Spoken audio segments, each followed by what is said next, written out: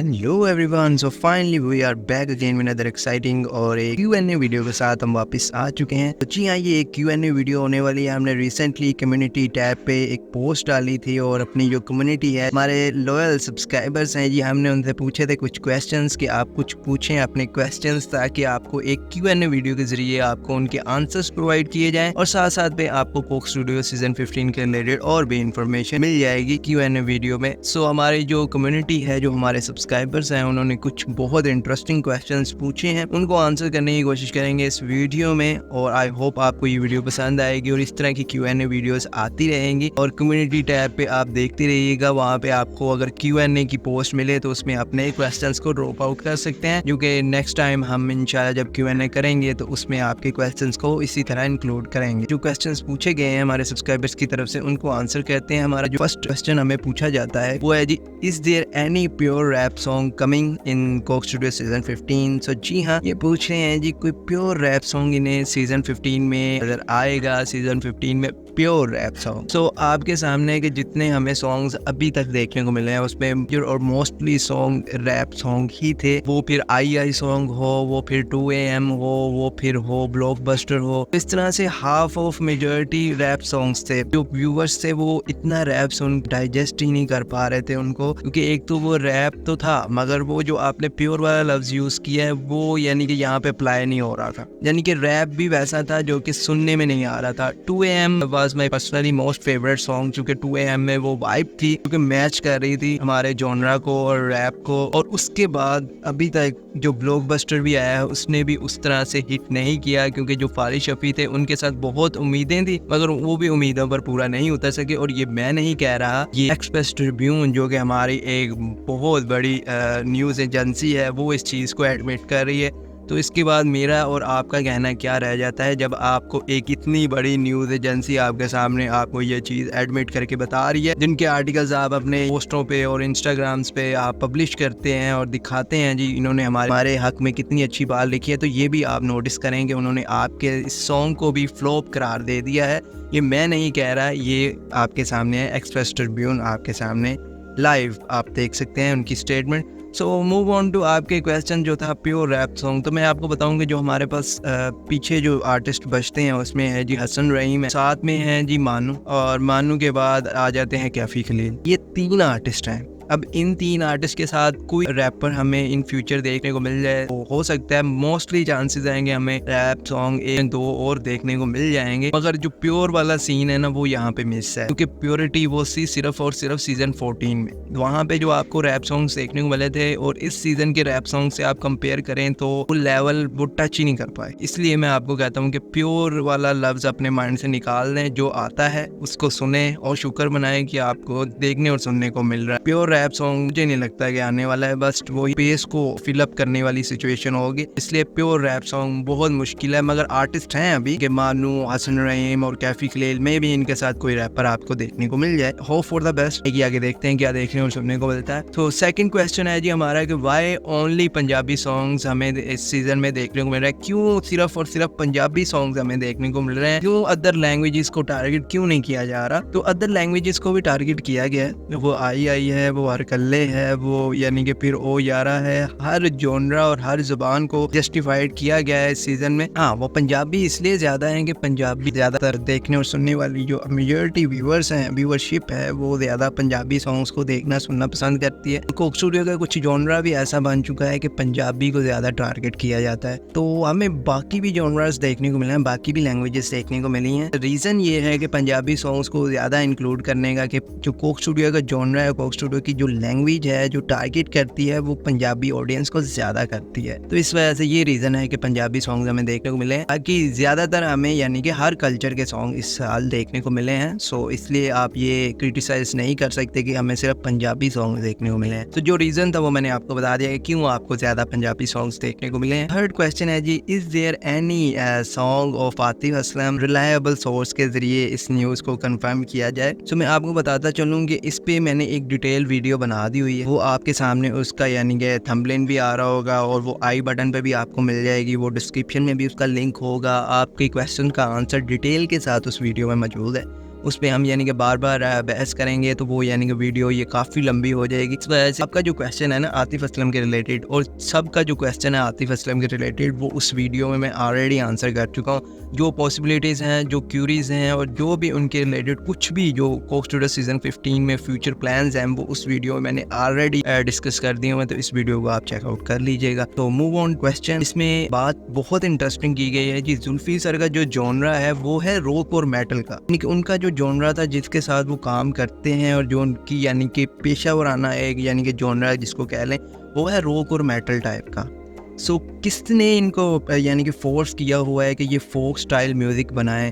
तो इसमें यह है कि कुछ तो इनकी अपनी माइंड सेट है, क्योंकि अगर आप रॉक और मेटल टाइप का आपका यानी कि जॉनरा है तो वो एक बहुत बेस्ट जॉनरा है, और उसको आपने पिछले सीज़न में बिल्कुल अपने ही जॉनरा में रहते हुए आपने जब काम किया था तो वो आपका काम इतना हाई लेवल गया था कि वो सारी दुनिया को पता है। सो इसलिए मैं भी आपको ये रिकमेंड करूँगा जुल्फी सर, अगर आप ये वीडियो देख रहे हैं तो मैं आपको यही रिकमेंड करूँगा कि जो आपकी बेस्ट और एक पावरफुल साइड है ना उस तरफ जाएं, ना कि फोक स्टाइल जो म्यूज़िक है वो अगर आपको कोई फोर्स कर रहा है तो फोर्सफुली भी आप बना रहे हैं तो आपका जो रिज़ल्ट है वो आपके सामने है। और रही फोर्स करने की बात, तो फोर्स करने में ज़ाहिर बात है पीछे आपकी यानी कि जो पूरी कम्युनिटी होती है आपने उसको देखना पड़ता है, और साथ में जो आपको पीछे से कुछ आइडियाज़ पिच किए जाते हैं कोक स्टूडियो की तरफ से, कुछ फिर आपके माइंड सेट होते हैं। तो मुझे नहीं लगता कि उनका कोई फोर्स कर रहा है, उन्होंने जस्ट एक्सपेरिमेंट्स करने थे, वो उन्होंने एक्सपेरिमेंट्स किए हैं, वो आपके सामने आ चुके हैं, वो एक्सपेरिमेंट्स और आ रहे हैं वीक बाय वीक। तो ये रीज़न है जिस वजह से उन्होंने फोक स्टाइल म्यूज़िक को यानी कि फोर्सफुली नहीं किया, उन्होंने अपने माइंड सेट से एक नई चीज़ ट्राई करने की है, वो आपके सामने। तो नई चीज़ आप जब ट्राई करते हैं तो वो कभी सक्सेसफुल हो जाती है, कभी नहीं होती है। तो इस साल आपको पता ही है, आपके सामने है, तो सक्सेसफुल हुई है या नहीं हुई तो वो आप कमेंट सेक्शन में बता सकते हैं। क्योंकि मैं तो कहूँगा तो मुझे तो हेट मिलती है, ऊपर से मेरी बात हुई, ये लोग जस्टिफाइड करने की बजाय उस पर हेट मुझे देते हैं कि आप हेटर हैं। मैं कह रहा हूँ कि सारी चीज़ें एक आपके सामने हैं, आप फिर भी अगले बंदे को कहेंगे कि यार ये झूठ बोल रहा है या ये क्रिटिसाइज़ करने आता है, तो मुझे कोई शौक़ नहीं है। I am a huge fan of Coke studio since strings के एरा से, और यानी कि मैं रुहेल हयात के एरा से भी सुनता आ रहा हूँ, मगर मैंने स्ट्रिंग्स के एरा से कोक स्टूडियो का एक भी सीज़न मिस नहीं किया, और अभी तक मैं कोक स्टूडियो को बहुत यानी कि बारीकी से और क्लोजली सुनता आ रहा हूँ। और इस साल यानी कि मैंने लास्ट ईयर से ही जब सीज़न 14 आया था तो मैंने इस पर काम शुरू कर दिया था, इसको एक्सप्लोर करना, इसके रिलेटेड बातें करना और इसके रिव्यूज़ बनाना और एनालाइज़ करना, और इस साल मैं और अच्छे तरीके से आपके सामने रिप्रेजेंट कर रहा हूँ। तो इसलिए मैं अगर कुछ कह रहा हूँ तो उसमें यानी कुछ ना कुछ ऐसा है जो कि उनको इस पे देखना चाहिए और सुनना चाहिए, ताकि उनकी इम्प्रूवमेंट्स हो सकें। जस्ट मेरी आवाज़ नहीं है, ये लाखों करोड़ों फैंस की आवाज़ होगी श्योरली, क्योंकि मैंने जब रिव्यूज़ एनालिसिस करने होते हैं तो मैं सारे यानी कि व्यूअर्स जो मेरे पास मौजूद हैं उनके यानी कि जो थॉट्स होते हैं वो हम जानकर फिर उसके रिलेटेड हम बात करते हैं। तो इसलिए क्रिटिसाइज़ करने की बजाय उस चीज़ को समझा करें कि ये बंदे ने अगर बात की है तो ये क्यों की है, उससे रीज़न यानी कि आप पूछें ताकि वो आपको रीज़न बताए। वैसे तो रीज़न ऑलरेडी आपको वीडियो में बता दिया होता है, मगर आप उस पर रीज़न पूछें ताकि आपको वो रीज़न बताएं और आप उसको जस्टिफाइड करें और उसके ऊपर अमल करें। सो इसलिए यहाँ पे लड़ने का और हेट करने का फ़ायदा कोई नहीं है। आप 2-3 बातें बोलेंगे, मैं 4 बोलूँगा, तो इस तरह से वो क्रिटिसिज्म फैलेगा और लड़ाई झगड़े होंगे, तो वो हम यहाँ पे नहीं खाए हुए। हमने जस्ट एक कम्युनिटी बनानी है, एक फैमिली के तौर पे हमने चलना है। सो एग्री करते हैं तो ठीक है, नहीं तो आप वीडियो को लाइक या डिसलाइक कर सकते हैं, दैट्स इट। कोई नेगेटिविटी और क्रिटिसिज्म फैलाने की कोई ज़रूरत नहीं है। नेक्स्ट क्वेश्चन पर चलते हैं, जिसमें जी हमसे पूछा गया है जी स्टेटस है जी इन आर्टिस्ट को लेके, क्या ये हमें ये देखने को मिल सकते हैं। बहुत बड़े नाम है इसमें जी। पहला नाम है जी आतिफ असलम का, दूसरा है जी अली सेठी का, और थर्ड पे है जी Momina Mustehsan, and last one जी लेजेंडरी राहत फ़तेह अली खान साहब। चारों आर्टिस्ट का क्या स्टेटस है? तो पहली मैं बात बता दूं कि आतिफ असलम के रिलेटेड वंस अगेन वो वीडियो आपके पास मौजूद है, उसका लिंक डिस्क्रिप्शन में मौजूद है। अब वहाँ से आतिफ असलम के रिलेटेड स्टेटस वहाँ से यानी कि डिटेल के साथ जान सकते हैं और देख सकते हैं कि उनके इसको लेकर, उनके फ्यूचर प्लान्स को लेकर क्या चल रहा है कोक स्टूडियो में। तो क्या होने वाला है वो आपको इस वीडियो में देखने को मिल जाएगा। बाकी रह गए ये 3 रिमेनिंग आर्टिस्ट, जिसमें अली सेठी, मोमिना मुस्तहसान और राहत फ़तेह अली खान साहब आपको देखने को मिलेंगे या नहीं, उन पे बात करते हैं। अली सेठी इज आल्सो बिग पर्सनैलिटी। आप यहाँ पे शही गिल की बात कर रहे हैं, अगर आप अली सेठी को इग्नोर करेंगे तो ये वाकई से आती है, क्योंकि मोस्टली लोग शही गिल की बात कर रहे हैं तो मैं कहूँगा अली सेठी भी उस सॉन्ग में उतना ही उन्होंने इनपुट दिया है जितना कि शही गिल का है। सो अली सेठी ही इज़ आल्सो लेजेंड, और लास्ट टाइम उन्होंने इतने बड़े प्लेटफॉर्म यानी कोचेला पे भी परफॉर्म किया, जो कि एक अनदर बिग थिंग है, तो इसलिए हम उनको इग्नोर नहीं कर सकते, वो बहुत बड़ा जेम है। और मोमिना मुस्तहसान और राहत फ़तेह अली खान साहब का तो आप यानी कि छोड़ ही दें, उनका क्या लेवल है वो आपको पता ही है। तो ये तीनों के तीनों आर्टिस्ट को लेके जो स्टेटस चल रहा है ना, वो मैं आपको बताऊं तो ये तीनों के तीनों आर्टिस्ट आपको इस सीज़न 15 में नहीं देखने को मिलने वाले। सैडली ये बहुत एक सैड न्यूज़ है, क्योंकि अली सेठी को भी ड्रॉप कर दिया गया है, ये भी बहुत एक सैड मोमेंट था, मगर जो रियलिटी है वो आपके सामने मैंने रख दी है। ये तीनों आर्टिस्ट अली सेठी, मोमिना मुस्तहसान और राहत फ़तेह अली खान साहब, ये तीनों आपको इस सीज़न में देखने को नहीं मिलने वाले। तो ये आपके क्वेश्चन का एक शॉर्ट वे में आंसर था। उसकी वजह क्या है वो आपके सामने है कि न्यू कोलैबोरेशंस हैं, न्यू फेसेस को उन्होंने इंक्लूड करवाना था, और कुछ इंटरनेशनल कोलैबोरेशंस को उन्होंने इंट्रोड्यूस करवाना है इस प्लेटफॉर्म पे। जो हमारे लोकल आर्टिस्ट हैं, जो हमारे आर्टिस्ट हैं, उनको इस बार तरह से प्लेटफॉर्म नहीं प्रोवाइड किया गया। सो मे बी कि नेक्स्ट सीजन में वही एरा वापस आए, मगर अभी इस सीजन में तीनों आर्टिस्ट हमें नहीं देखने को मिलने वाले। Move on to our question के इसमें जो कि पूछा जा रहा है जी, how much songs in Coke Studio season 15, यानी कितने सॉन्ग्स हैं जी कोक स्टूडियो सीजन 15 में। तो कोक स्टूडियो सीजन 15 में टोटल 11 सॉन्ग्स हैं। इस पे मुझे भी बहुत क्रिटिसिज्म मिला था कि मैंने पहले कह दिया था कि इसमें 18 सॉन्ग्स में भी हो सकते हैं, यानी कि 11 से अबव ही होंगे। मगर इस पे जब कोका कोला यूएस की वेबसाइट पे आप ऑफिशियली आर्टिकल देखेंगे ना, वहाँ पे जस्टिफाइड किया गया और लिखा गया है जी 11 सॉन्ग्स आपको इस सीजन में देखने को मिलेंगे, जिसके बाद सारी जो पॉसिबिलिटीज सब एक ही जगह पे आग खत्म हुआ कि सिर्फ और सिर्फ 11 सॉन्ग्स हैं, और 7 सॉन्ग्स ऑलरेडी आउट हो चुके हैं और 4 सॉन्ग्स रह चुके हैं, जो कि आपको अगले 4 वीक्स में देखने को मिलने वाले हैं, नेक्स्ट पूरे मंथ में आपको देखने को मिलेंगे। Move on to our question, एक यानी कि सजेशन और पूछ भी रहे हैं जी, आतिफ असलम को हमेशा एक गुड प्रोड्यूसर चाहिए होता है, जो कि एक यानी कि हाई लेवल का प्रोड्यूसर हो। या तो उनके गाने चलते हैं बॉलीवुड में, या वो अगर बॉलीवुड में काम करें तब सक्सेसफुल होते हैं, या कोई ऐसे प्रोड्यूसर के साथ काम करें जो कि बहुत पॉपुलर हो, जिसका काम बहुत हिट हो, तो तब जाके आतिफ असलम का गाना हिट और वायरल होता है। उसके अलावा आतिफ असलम कुछ भी नहीं कर सकते, यानी कि आतिफ असलम के कोई भी सॉन्ग्स वायरल नहीं होते। तो ये इन्होंने जस्ट बात अपनी जगह में भी सही की हो, मगर जो इस पे मेरा ओपिनियन है, आप देखेंगे लास्ट टाइम भी आतिफ असलम के, हाँ ये है कि बॉलीवुड में आप अब्रॉड कंट्री जब आपकी कोलैबोरेशंस होती हैं तो श्योरली उसका लेवल, उसकी हाइप एक अलग लेवल पे होती है, उसको तो हम मानते हैं क्योंकि वो एक ब्लॉकबस्टर्स हिट्स होते हैं। मगर जहाँ यहाँ पे रह के भी Atif Aslam he is a legend, और he is a legendary artist, क्योंकि उन्होंने बहुत सी कोलैबोरेशंस और बहुत से सॉन्ग्स उन्होंने यहाँ पे सोलो सॉन्ग्स उन्होंने बहुत ज़्यादा निकाले हैं, क्योंकि कोक स्टूडियोज़ और विलो साउंड स्टेशन और इस तरह से इस प्लेटफॉर्म में कोक स्टूडियो में बात करें तो आतिफ असलम कभी भी आपको एज अ सोलो आर्टिस्ट नहीं देखने को मिले। सिंपली बात मैं यही करूँगा कि उनकी अभी रिसेंटली सॉन्ग आया था जो कि OST था जी जेंटलमैन का, उसका OST था तुम्हारी चुप ही, डेट्स आल्सो एक ग्रेट मास्टरपीस। और उससे पहले भी हमें सूफ़ी स्कोर पे भी उनकी ज़िंदगी नाम से सॉन्ग देखने को मिला था। इस तरह से वो अपना काम कर रहे हैं, यहाँ पे रह के भी वो म्यूज़िक को यानी कि ज़िंदा रखा हुआ है, अपनी लेगेसी को उन्होंने ज़िंदा रखा हुआ है। तो he is also a great artist, या वो सोलो करें या वो किसी प्रोड्यूसर के साथ काम करें। और अब अब्रॉड द कंट्री तो एक अलग ही वाइब होती है, तो श्योरली वहाँ पे एक अलग सिनेरियो होता है। वहाँ पे अगर आप टी सीरीज़ के साथ किसी लेबल के साथ आप काम करते हैं तो लेबल आपको एक अलग रीच प्रोवाइड करता है, तो इसलिए वो सॉन्ग का हिट होना बनता है। तो यहाँ पे आपने अपने आप के तहत आपने एक चैनल के ज़रिए, एक यानी कि छोटे से लेबल के ज़रिए जब आप अपने गाने निकलवाते हैं, जब आप देख लेंगे सूफ़ी स्कोर जो उनका लेबल है आतिफ असलम का के साथ काम कर रहे हैं, तो सूफ़ी स्कोर की कितनी की रीच होगी। तो अब सूफ़ी स्कोर भी टी सीरीज़ के लेवल पे पहुंचा हो तो श्योरली उनका भी यानी कि सॉन्ग मिलियंस ऑफ बिलियंस में जाएगा। तो ये एक आज के दौर में बहुत एक टफ़ मुकाबला रहता है कि आपके सॉन्ग को डिजिटली और विजुअली बहुत आगे लेके जाने में लेबल का बड़ा हाथ होता है। तो इसलिए बाकी आतिफ असलम को प्रोड्यूसर मिले या ना मिले, वो अपने आप में एक किंग हैं और वो रहेंगे, उनकी लेगेसी ज़िंदा है और इस चीज़ को आपको एक्सेप्ट करना पड़ेगा। वो सोलो भी किंग हैं, वो किसी के साथ कोलैबोरेशन करें, किसी प्रोड्यूसर के साथ काम करें या ना करें, वो किंग ही किंग हैं और रहेंगे वो।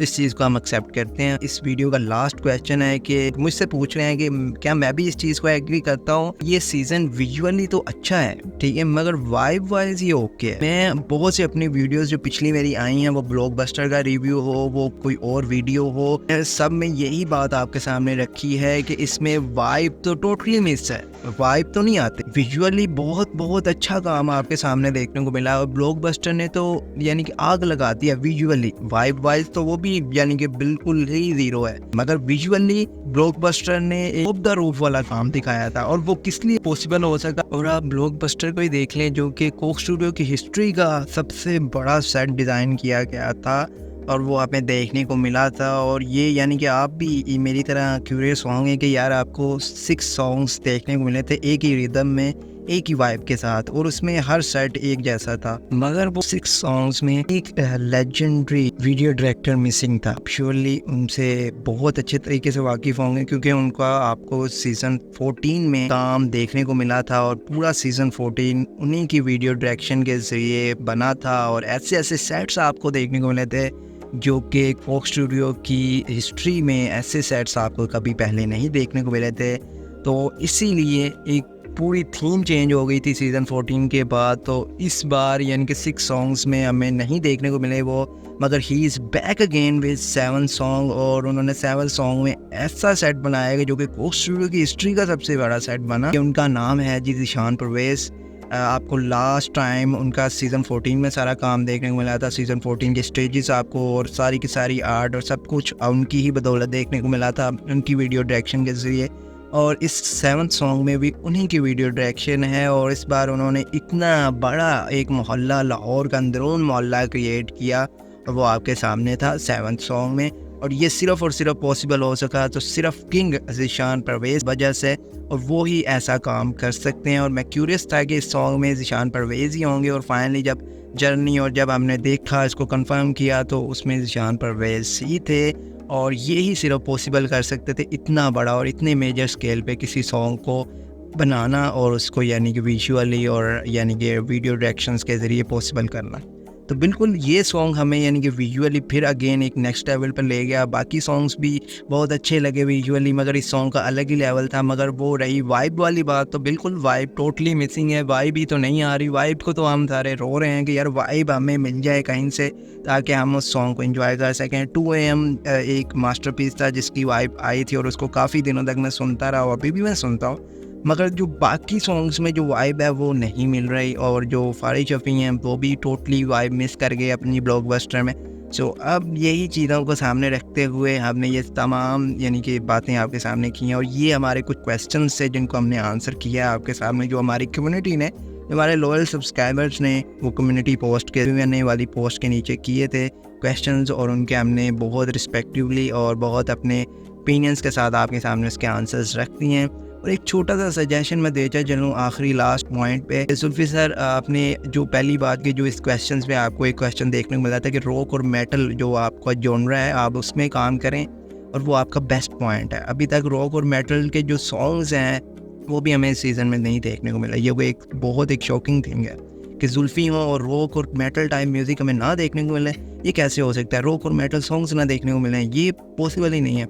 मगर ये पॉसिबल होता हुआ नज़र आया है कि अभी तक हमें कोई रॉक मेटल टाइप सॉन्ग नहीं देखने को मिला। तो जुल्फी सर को एक ही मेरी सजेशन है जाते जाते कि आप उस थीम को, उस लेगेसी को अगर फॉलो करते तो श्योरली आपको कोई टेंशन ना होती। और आप यहाँ पे अगर 11 सॉन्ग्स दे रहे हैं तो आप इसको डबल करके 22 से 23 सॉन्ग भी आप प्रोवाइड कर सकते थे एक सीज़न में। वो लेगेसी, वो सारी चीज़ें आपने इग्नोर करके एक नई फ्यूजन और एक नई थीम हमारे सामने इंट्रोड्यूस करवाई। वो पहले सीज़न तो चल गई, सेकंड सीज़न में वो टोटली फ्लॉप होती हुई नज़र आ रही है। वो लेगेसी और फ्यूजन, वो लेगेसी और सारी चीज़ें क्या थी कि जिस तरह से रुहेल हयात आए, उन्होंने वन स्टेज के साथ गाने बनाए और वन स्टेज के साथ ही आपके सामने सारी चीज़ें रखी, और इसी वजह से उनके सीजन्स कामयाब थे कि उन्होंने इस चीज़ पे ज़्यादा पैसा नहीं लगाया। उन्होंने सिर्फ अपने आर्टिस्ट और आर्टिस्ट की परफॉर्मेंस पे काम किया। और वो आप देख लें, एक ही सेट है और उसी पे सारी रिकॉर्डिंग होती है और उसी पे शूट्स होते हैं और डेट्स इट। उसके बाद स्ट्रिंग्स आए, स्ट्रिंग्स ने भी इसी लेगेसी को अपनाया। एक ही जगह पे, एक ही प्लेटफॉर्म पे उन्होंने सॉन्ग्स निकाले और आपको प्रोवाइड किए, और उनके कितने कितने सॉन्ग्स होते थे एपिसोड वाइज, वो आपकी सोच है, वो आपको पता ही होगा। और उसके बाद आते हैं अली हमज़ा एंड ज़ुहैब भी, उन्होंने भी इसी चीज़ को अपनाया और इसी लेगेसी को लेके चले, और उन्होंने भी इसी तरह से सॉन्ग्स हमें प्रोवाइड किए। और उसके बाद आते हैं जुल्फ़ी सर ने टोटली थीम और वाइब चेंज की, जो कि बहुत शॉकिंग था कोक स्टूडियो वर्ल्ड के लिए और पूरे ऑल ओवर द वर्ल्ड के लिए। और अब तो इंडिया भी उस थीम को, उस फॉर्मेट को कॉपी कर रहा है और सारे कोक स्टूडियो वाले फॉर्मेट को कॉपी करेंगे जो फॉर्मेट आ चुका है। मगर अब वो अनफॉर्चुनेटली फॉर्मेट किसी काम का गया, क्योंकि सीज़न ही अब फ्लॉप की तरफ जा रहा है। तो इसलिए आप एक तो रॉक मेटल फ्यूजन को अपनाएं, जो आपका बेस्ट पार्ट है क्रिएटिविटी का, उसको आप अपनाएं और वो सॉन्ग्स हमें प्रोवाइड करें। और साथ में उसका जिंदा मिसाल ये है कि आपने लास्ट टाइम हमें पिछले सीज़न में ये दुनिया और कराक्रम और हारिस शफ़ी का इवन सारों का इतना अच्छा इस्तेमाल किया था कि हम बहुत शौक में थे कि यार इतने हैवी सॉन्ग्स हमें देखने को मिले हैं। सो आप उसी चीज़ को अपनाएं जो आपकी एक ताकत है। अगर आप कमज़ोरी की तरफ जाएंगे तो वो श्योरली आप डाउनफॉल की तरफ जाएंगे। One stage, multiple artist on at a one stage, आप सॉन्ग्स बनाएं, अपलोड करें, हमारे लिए वो भी इनफ है। इतने यानी कि खर्चे करके सॉन्ग्स प्रोवाइड कर रहे हैं, मगर उसमें जब वाइब ही ना हो तो विजुअली हम उस सॉन्ग को कैसे एक्सेप्ट कर सकते हैं। तो मेरा यही सजेशन है कि वो एक स्टेज वाली जो लेगेसी चलती आ रही थी वो आप उसी पे वापस आ जाएं, वो आपके लिए बेस्ट रहेगा, फाइनेंशियली भी और वर्किंग वाइज भी। और ये रॉक और मेटल जो फ्यूजन है आपकी, इसको आप यानी कि काइंडली ना छोड़ें। आपने अगर इस सीज़न में ये रॉक और मेटल टाइप सॉन्ग्स हमें ना दिए, ये 4 सॉन्ग्स में कोई भी ऐसा सॉन्ग ना मिला, तो श्योरली अवाम बहुत, व्यूवर्स बहुत डिसअपॉइंट होंगे। तो ये वीडियो बहुत लंबी बन चुकी है आज की मेरी कोक स्टूडियो की हिस्ट्री की, यानी कि जो जितनी भी मैंने वीडियोस बनाई हैं ये काफ़ी लंबी बनी है। इसमें आपके क्वेश्चंस के आंसर किए हैं और कुछ बातें की हैं। श्योरली आपको इस पे यानी कि आप सेटिस्फाइड होंगे और एग्रीड होंगे। और कमेंट सेक्शन ऑलवेज आपके लिए खुला है। अगर आप ऐसी वीडियोस देखना चाहते हैं और कोक स्टूडियो के अपडेट्स जानना चाहते हैं सबसे पहले, तो this is the right place. आप इस चैनल को सब्सक्राइब कर सकते हैं, इस चैनल का पार्ट बन सकते हैं और एक जो छोटी सी हमारी कम्युनिटी है, एक छोटी जो फैमिली है, उसका हिस्सा बन सकते हैं। इंशाल्लाह आपको बहुत बेस्ट कंटेंट आपको कोक स्टूडियो के रिलेटेड इन फ्यूचर भी देखने को मिलेगा। बहुत सी ऐसी स्टोरीज कवर करूँगा जो कि श्योरली आपने कहीं नहीं सुनी होंगी कोक स्टूडियो से रिलेटेड। सो बहुत कुछ आने वाला है। इस चैनल को आप सब्सक्राइब कर सकते हैं, पार्ट बन सकते हैं इसका। और ये वीडियो आपको कैसी लगी आप कमेंट सेक्शन में बता सकते हैं। आपके क्या थॉट्स हैं इन क्वेश्चंस को लेके, इनके आंसर्स को लेके। और वीडियो को लाइक कीजिएगा, वीडियो को अपने उन दोस्तों, फ्रेंड्स, फैमिली के साथ शेयर कीजिएगा जो कोक स्टूडियो के डाई हार्ट फैन और कोक स्टूडियो को देखना और सुनना पसंद करते हैं। उनके साथ ये वीडियो ज़रूर शेयर कीजिएगा। और मैं आपसे मिलूंगा ऐसी मज़ेदार इंटरेस्टिंग वीडियो के साथ नेक्स्ट टाइम। टिल देन, अल्लाह हाफिज़, बाय बाय, पीस आउट।